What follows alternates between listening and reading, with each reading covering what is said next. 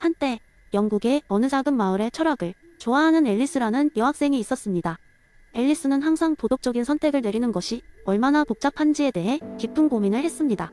그녀는 도서관에서 많은 책들을 읽었지만 특히 엘리자베스 앤스콤 읽은데 윤리학 비판이 그녀의 관심을 끌었습니다. 어느 날 그녀는 철학 클럽에서 이 주제를 발표하기로 결심했습니다. 그날 저녁 클럽의 작은 방에는 학생 몇 명과 지도 교수님이 모여 있었습니다.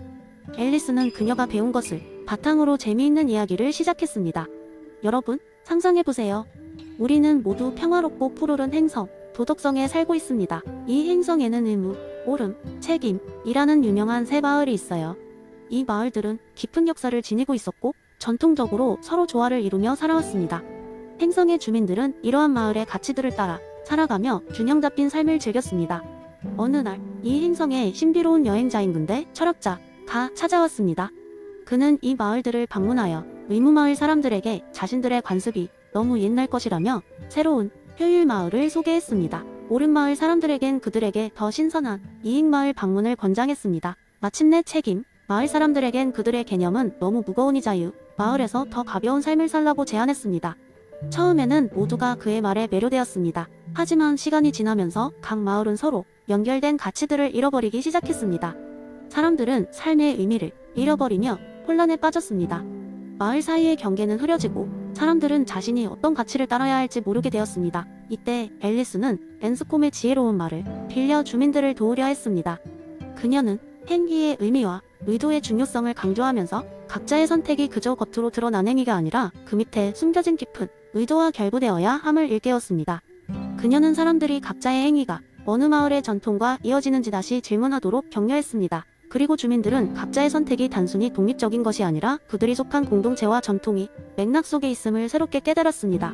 이야기를 마치며 앨리스는 말했다. 앤스콤은 우리의 도덕적 결정이 뿌리를 잃고 방황하는 것을 막기 위해 행위의 진정한 의미와 그 의도를 깊이 탐구하라고 말한 것이죠. 철학클럽의 학생들은 이야기와 함께 앤스콤의 통찰력을 통해 자신들의 선택을 다시 보는 법을 배웠습니다. 그날 이후 앨리스와 그녀의 친구들은 도덕적인 딜레마에 직면할 때마다에도 나는 나침반을 꺼내 들고는 했습니다. 그리고 그들은 모두 이전보다 조금 더 현명한 선택을 할 수 있게 되었습니다. 이 이야기는 앤스콤의 이론이 단순한 철학적 개념에 그치지 않고 우리 일상생활에서도 어떻게 실질적인 가르침을 줄 수 있는지를 재미있게 보여줍니다. 두 번째 이야기 옛날 옛적 어느 마을에 철학을 사랑하는 사람들로 가득 찬 지혜의 공화국이 있었습니다. 이곳 사람들은 매일 모여 철학적 토론을 벌였고 오늘도 예외는 아니었습니다.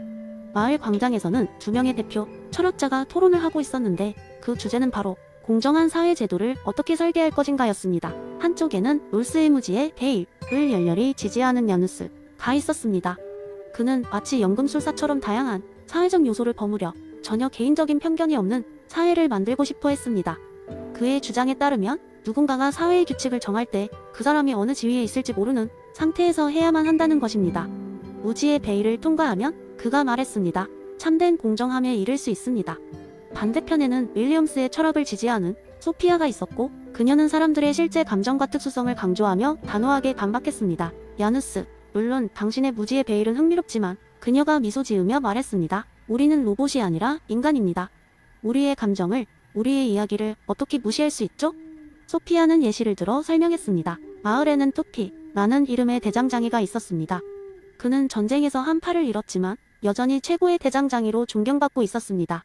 그러나 어느 날 마을의 정책이 바뀌어 장애를 가진 사람들은 더 이상 대장장이로 일할 수 없게 되었습니다. 정책을 정할 때 사람들은 무지의 베일 속에서 결정했기에 이런 특별한 상황을 고려하지 않았던 것입니다. 만약 무지의 베일만을 따른다면 소피아는 말을 이었습니다. 토피와 같은 사람들의 상황은 전혀 고려되지 않을 것입니다.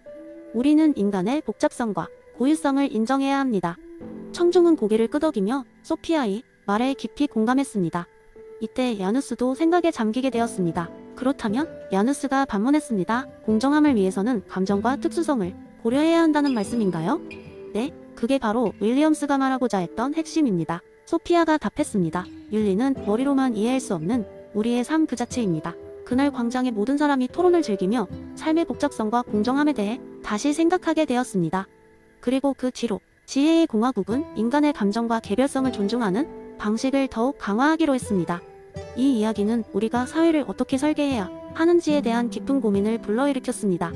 과연 우리는 무지의 베일을 믿고 공정하게 정치를 이끌어 가야 할까요? 아니면 소피아와 같이 인간의 감정과 복잡성을 더 많이 고려해야 할까요? 이 질문은 끝없이 이어지며 오늘날까지도 많은 철학자와 사회학자의 개연감을 주고 있습니다. 세 번째 이야기 에피쿠로스의 철학 강의를 듣고 나면 이상하게도 기분이 굉장히 좋아졌다. 어느 날 그의 이론 중 하나인 통제할 수 있는 것과 통제할 수 없는 것의 구분에 대한 수업을 듣고 집으로 돌아가던 나는 여러 가지 생각에 잠겨 있었다. 여느 날과 다름없이 출근길에 만원 지하철을 타고 있던 나는 갑자기 에픽테투스의 이야기가 떠올랐다. 지하철은 항상 그렇듯 사람들로 가득 차 있었고 누군가는 내 옆자리에서 귓가에 이어폰을 꽂고 큰 소리로 음악을 듣고 있었다. 그 소리는 너무 커서 내가 듣고 싶지도 않은 노래의 가사가 귓가에 또렷이 들려왔다. 순간 나는 짜증이 치밀어 올랐지만 에픽테투스가 말했다는 통제할 수 없는 것에 대한 이야기가 떠올랐다. 통제할 수 없는 것을 받아들이고 초연해지라는 그의 말을 머릿속에 떠올리며 나는 깊게 숨을 들이마셨다. 이 사람의 행동을 통제할 수는 없겠지만 내 기분과 반응은 내가 통제할 수 있다. 나는 눈을 감고 호흡에 집중했다. 순간적으로 지저분한 소음에서 벗어나 마음속의 평화를 찾을 수 있었다. 며칠 후 회사에서 큰 프로젝트를 준비하던 어수선한 오후였다. 팀원 중 한 명이 실수로 중요한 문서를 삭제해버렸고 팀장은 당연히 무척 화가 났다. 나는 옆에서 상황을 묵묵히 지켜보다 다시 에픽테투스의 이론을 상기했다. 과거의 일은 바꿀 수 없으니 지금 내가 할 수 있는 게 무엇인지에 집중하자고 다짐했다. 그 일을 어떻게 해결할 수 있을까요? 나는 침착하게 물었다. 그러자 팀장은 화난 얼굴로 나를 쳐다보았지만 곧 그의 분노는 조금 누그러진 듯했다. 결국 우리는 힘을 모아 대체 문서를 준비하기 시작했고 예상보다 더 빨리 문제를 해결할 수 있었다. 동시에 나는 팀원들에게 에픽테투스 이론이며 가지를 조심스럽게 공유했다. 우리는 실수를 되돌릴 수 없지만 그에 대한 우리의 반응과 앞으로의 대처는 변화시킬 수 있습니다. 저녁이 되자 동료들은 하나둘씩 나에게 다가와 덕분에 차분하게 대처할 수 있었다며 고마움을 표현했다. 사람들은 제각기 자신의 걱정거리와 스트레스 요인을 이야기하면서 이 이론이 자기 삶에 얼마나 도움이 될지에 대해 의견을 나누기 시작했다. 대화는 자연스럽게 하루 종일 진행되었고 회사 곳곳에 이상한 평온함이 감돌았다. 몇 주가 지나고 나서 나는 회사 로비에서 누군가가 벽에 붙여놓은 작은 메모를 발견했다. 통제할 수 있는 것과 통제할 수 없는 것의 구분이라고 쓰여 있었고 그 아래에는 에픽테투스의 가르침을 기억하세요 라는 문장이 적혀 있었다. 그제야 나는 이 철학이 나 혼자만의 것이 아니라 점차 회사 전체의 문화로 자리 잡고 있음을 깨달았다. 그리고 그날 밤 나는 에픽테투스에게 감사의 인사를 보내며 잠자리에 들었다. 그의 간단한 원리가 얼마나 많은 사람들에게 행복과 평화를 선사했는지 깨달았기 때문이다. 비록 나는 과거를 바꿀 수는 없었지만 내 앞에 놓인 매 순간을 더욱 풍요롭게 만들 수 있었다. 이렇듯 통제할 수 있는 것과 통제할 수 없는 것의 구분은 단순한 철학적 개념 그 이상이 되어 나와 내 주변 사람들의 일상을 변화시켰다.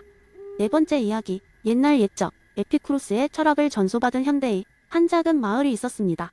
그 마을의 이름은 페르티빌리티 마을. 이 마을에는 쾌락과 행복을 삶의 최종 목표로 여기는 에피쿠로스적 삶을 추구하는 사람들이 모여 살고 있었습니다.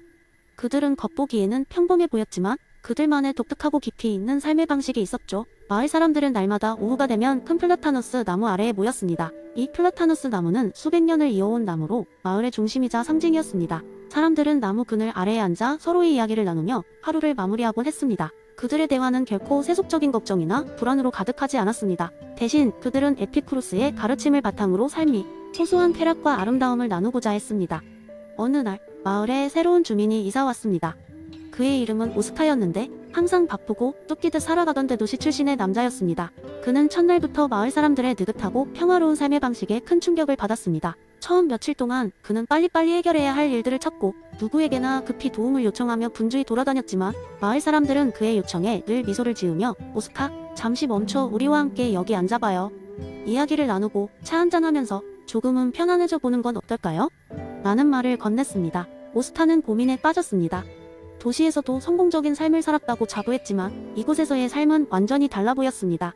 고민 끝에 오스카는 결국 그들의 초대를 받아들여 플라타누스 나무 아래에 앉게 되었습니다. 마을 사람들은 그를 반갑게 맞이하며 자신의 삶의 이야기를 들려주기 시작했습니다. 그들은 과거의 고난과 현재의 평화, 그리고 그들이 선택한 단순한 삶의 아름다움을 이야기했습니다.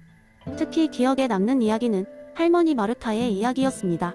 마르타는 젊었을 때 대도시에서 화려한 삶을 살던 사람이었지만 중요한 것을 놓치고 살았다는 것을 깨닫고 마을로 돌아온 사람이었습니다. 그녀는 에피쿠로스의 철학을 자신의 삶에 적용하며 더 적게 소유하고 더 많이 나누며 사는 법을 배웠습니다. 결과적으로 그녀는 마음의 평화를 얻게 되었고 나는 더 이상 두렵거나 불안하지 않아요.